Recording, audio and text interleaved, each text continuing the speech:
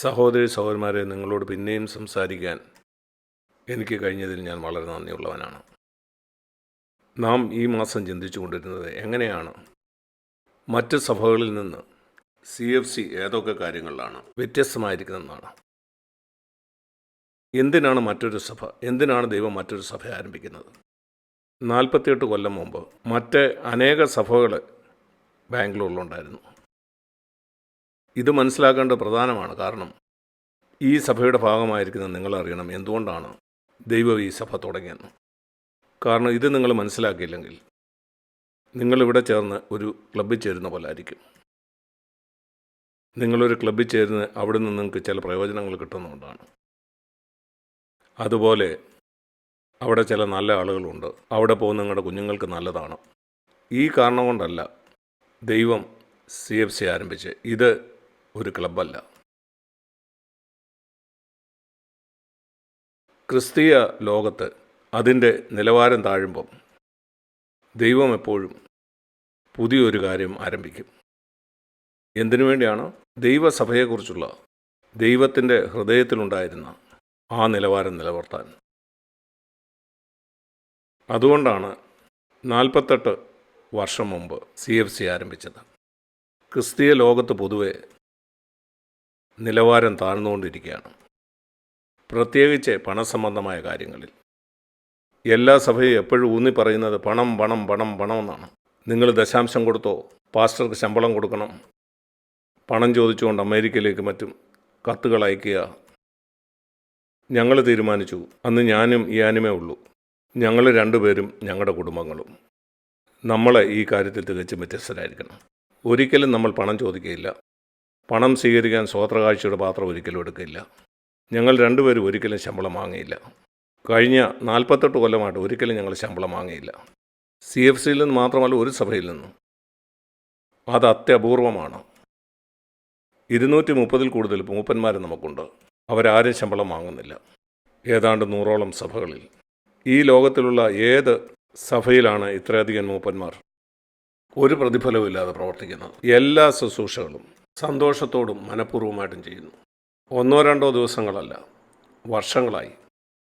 അതിനുവേണ്ടിയാണ് ദൈവം ഈ സഭയെ ഉയർത്തിക്കൊണ്ടുവന്നത്. യേശു വരുന്നതുവരെ നമ്മൾ ആ സാക്ഷ്യം നിലനിർത്തണം. അതുപോലെ തന്നെ സഭയിലുള്ളവർക്ക് മറ്റൊരു തരത്തിൽ ഇത് ബാധകമാണ്. നിങ്ങളാരും പൂർണ്ണസമയ ശുശ്രൂഷ ചെയ്യുന്നവരല്ല, അതുകൊണ്ട് പ്രതിഫലം വാങ്ങുന്ന പ്രശ്നം ഉദിക്കുന്നില്ല. നിങ്ങൾ ജോലി ചെയ്ത് സമ്പാദിച്ച് ജീവിക്കുന്നു. എന്നാൽ നമുക്കൊരു നിലവാരമുണ്ട്. നാം പാപത്തെ ജയിക്കണമെന്ന് വിശ്വസിക്കുന്നു.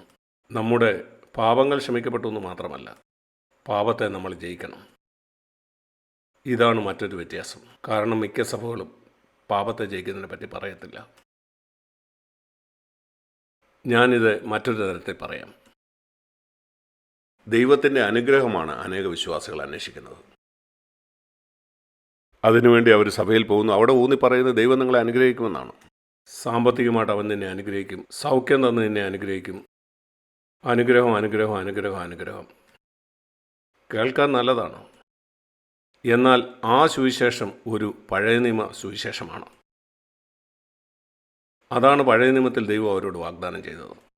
ഞാൻ നിങ്ങൾക്ക് വളരെ സമൃദ്ധി നൽകും. ആ കാലത്ത് അത് ഒട്ടകവും ആടും സ്വർണവും വെള്ളിയും ഒക്കെ ആയിരുന്നു. ഞാൻ നിങ്ങൾക്ക് അത് തരും. അങ്ങനെ അവർ ദൈവത്തെ സേവിച്ചു. അവർ ദൈവത്തെ അനുസരിക്കാതിരുന്നപ്പം അവരുടെ ശത്രുക്കൾ അവരെ തോൽപ്പിച്ചു. അവർ ദരിദ്രരായി, അവരുടെ കൃഷിയൊക്കെ നശിച്ച് അവർക്ക് വരുമാനം കിട്ടാതായി. അതുകൊണ്ടാണ് അവർ ദൈവത്തെ അനുസരിച്ചത്. ഇന്നും ഇതുപോലെ അനുഗ്രഹത്തിനായിട്ട് ദൈവത്തിൻ്റെ അടുക്ക വരുന്നവരുണ്ട്. അവരുടെ പ്രാർത്ഥന കർത്താവ് ഞങ്ങൾ അനുഗ്രഹിക്കണേ അനുഗ്രഹിക്കണേ എന്നാണ്. ചിലപ്പോൾ അവരുടെ പ്രാർത്ഥന എന്നെ അനുഗ്രഹിക്കണേ, എൻ്റെ കുടുംബത്തെ അനുഗ്രഹിക്കണേ. എന്നാൽ നമ്മൾ പഠിപ്പിക്കുന്നത് ദൈവത്തിൻ്റെ അനുഗ്രഹമല്ല അന്വേഷിക്കേണ്ടത്, അല്ല, ദൈവത്തിൻ്റെ അംഗീകാരമാണ് നാം അന്വേഷിക്കേണ്ടത്. കർത്താവെ, നീ ഞങ്ങളെക്കുറിച്ച് പറയേണ്ടത് ഞങ്ങളുടെ ജീവിതത്തെ നോക്കി അവിടുന്ന് സന്തോഷനാണെന്നാണ്. നിൻ്റെ അനുഗ്രഹമല്ല ഞങ്ങൾക്ക് പ്രധാനപ്പെട്ടത്. ഞങ്ങൾക്ക് പണമല്ല വേണ്ടിയത്, ഞങ്ങൾക്ക് സമൃദ്ധിയല്ല. ഞങ്ങൾക്ക് താമസിക്കാനൊരു വീടില്ലെങ്കിലും ഞങ്ങൾ സന്തുഷ്ടരാണ്. ഒരു വാടകയ്ക്ക് താമസിക്കേണ്ടി വന്നാലും ഒരു പ്രശ്നവുമില്ല. ഞാൻ ഇന്ന് CFC വരുന്ന നിങ്ങളോട് എല്ലാവരോടും ഒരു ചോദ്യം ചോദിക്കാൻ ആഗ്രഹിക്കുന്നു. നിങ്ങളുടെ വ്യക്തിപരമായ ജീവിതത്തിൽ നിങ്ങൾ അന്വേഷിക്കുന്നത് ദൈവത്തിൻ്റെ അംഗീകാരമാണോ അതോ അവൻ്റെ അനുഗ്രഹമാണോ? നിങ്ങൾക്കറിയാമോ, ഗവൺമെൻറ് ഓഫീസുകളിൽ പ്രവർത്തിക്കുന്ന അനേകർ, അതുപോലെ സർക്കാർ ബാങ്കുകളിൽ എത്രയും കുറച്ച് ജോലി ചെയ്യാൻ അവർ ആഗ്രഹിക്കുന്നു. രാവിലെ ഇന്ന സമയത്ത് വരണം, ചായ കുടിക്കാനുള്ള സമയമുണ്ട്, ഇന്ന സമയമാകുമ്പം തിരിച്ചു പോകാം. അങ്ങനെ അവർക്ക് അവരുടെ ശമ്പളം കിട്ടുന്നു. അവർ ജോലി ചെയ്യുന്ന സ്ഥാപനത്തിൻ്റെ എത്ര ഉയർച്ച ഉണ്ടാകുന്നു എന്നുള്ളത് അവരുടെ വിഷയമല്ല. രാവിലെ ഇന്ന സമയത്ത് വരണം, വൈകിട്ട് ഇന്ന സമയത്ത് പോകാം. നിങ്ങൾ ദൈവത്തിൻ്റെ അടുക്കൽ ഇങ്ങനെയാണ് വരുന്നത്, നിങ്ങളൊരു പുതിയ നിയമ ഭക്തനല്ല. നീ പഴയ നിയമത്തിലാണ് ജീവിക്കുന്നത്. നിൻ്റെ ജീവിതവും വളരെ ദുരിതപൂർണ്ണമായിരിക്കും. നീ സ്വർഗത്തിൽ പോകുമോ നരകത്തിൽ പോകുമോ എനിക്കറിയില്ല, അത് പറയേണ്ടത് ഞാനല്ല. ഒരു കാര്യം ഞാൻ പറയാം, ദൈവത്തെ പ്രസാദിപ്പിക്കുകയാണ് നിങ്ങളുടെ ലക്ഷ്യമെങ്കിൽ നീ നിത്യതയിൽ യേശുവിനോടൊപ്പം ആയിരിക്കും. ഒരു മനുഷ്യൻ്റെ ഉദാഹരണം ഞാൻ കാണിക്കാം. പഴയ നിയമത്തിലെ പലരെ പറ്റിയുള്ള പല ഉദാഹരണങ്ങളും നമുക്ക് കാണാൻ കഴിയും. ഉൽപ്പത്തി പുസ്തകം 5-ാം അധ്യായത്തിൽ ഉൽപ്പത്തി 5-ൽ ഹാനോക്ക് എന്ന് പറയുന്ന ഒരു മനുഷ്യനെ പറ്റി നാം വായിക്കുന്നുണ്ട്. ക്ഷമിക്കണം, 4-ാം അധ്യായത്തിലാണ്, അല്ല 5-ൽ തന്നെയാണ്. 21-ാം വാക്യം. ഹാനോക്കിന് 65 വയസ്സായപ്പോൾ അവൻ മെതുശലേഹിനെ ജനിപ്പിച്ചു. ആ സമയത്ത് എന്തോ കാര്യം സംഭവിച്ചു. അവൻ ആ കാലങ്ങളിൽ ഒരു ദൈവഭക്തനായിരുന്നില്ല. എന്നാൽ അവൻ ഈ പുത്രൻ ജനിച്ചപ്പോൾ, മെതുശലേഹ് എന്ന് പറയുന്ന പേരിൻ്റെ അർത്ഥം നിങ്ങൾക്കറിയാമോ? ഉൽപ്പത്തി 5-ന്റെ 21-ാം വാക്യം. മെതുശലേഹ് എന്ന് പറയുന്ന വാക്കിൻ്റെ അർത്ഥം, ഇവൻ മരിക്കുമ്പം പ്രളയം വരും. നിങ്ങൾ അവനെപ്പറ്റി വായിച്ചു നോക്കൂ. അവൻ്റെ വയസ്സ് കൂട്ടി നോക്കിയാൽ, 6-ാം അധ്യായം നിങ്ങൾ വായിച്ചു നോക്കിയാൽ, മെതുശലേഹ് മരിച്ച ആ വർഷമായിരുന്നു പ്രളയമുണ്ടായത്. അപ്പം നോഹ പെട്ടകത്തിലായിരുന്നു. അന്ന് അവൻ മരിച്ചു.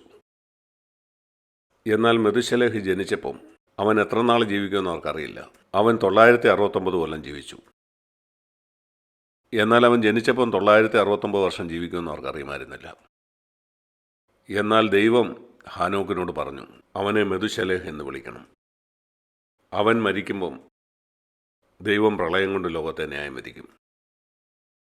നിങ്ങൾ ചിന്തിച്ചു നോക്കൂ, ഓരോ പ്രാവശ്യവും ഈ കുഞ്ഞ് രോഗിയാകുമ്പോൾ, ഓ ഇപ്പം പ്രളയം വരും, അവന് ചുമയോ പനിയോ ഉണ്ടായാൽ, എവിടെയെങ്കിലും വീണ് പരിക്ക് പറ്റിയാൽ, രോഗിയായാൽ, ചിന്തിച്ചു നോക്കും, നിങ്ങൾക്കൊരു കുട്ടിയുണ്ട്. ദൈവം നിങ്ങളോട് പറയുകയാണ്, ഈ കുട്ടി മരിക്കുമ്പം ലോകം നശിക്കാൻ പോവുകയാണ്. ഓരോ പ്രാവശ്യം കുട്ടി രോഗിയാകുമ്പോൾ അവന് ഭയമാണ്. അതിൻ്റെ ഫലമെന്താ? അതിൻ്റെ ഫലം ഇതായിരുന്നു. നമ്മൾ ഉൽപ്പത്തി 5 വായിക്കുന്നുണ്ട്. ആ ദിവസം മുതൽ 24-ാം വാക്യം. ഹാനോക്ക് ദൈവത്തോട് ഒപ്പം നടന്നു 300 സംവത്സരം. ഇത് മെതുശലേഹ് ജനിച്ചതിന് ശേഷമാണ്. ഈ മകന് ദൈവം ഈ പേര് കൊടുത്തതിന് ശേഷം അതവനെ നിരന്തരം ഓർമ്മപ്പെടുത്തി, ഈ ലോകത്തെ ദൈവം ന്യായം വിധിക്കാൻ പോവുകയാണ്. അതുകൊണ്ട് എനിക്ക് ദൈവത്തിന് വേണ്ടി ജീവിക്കണം.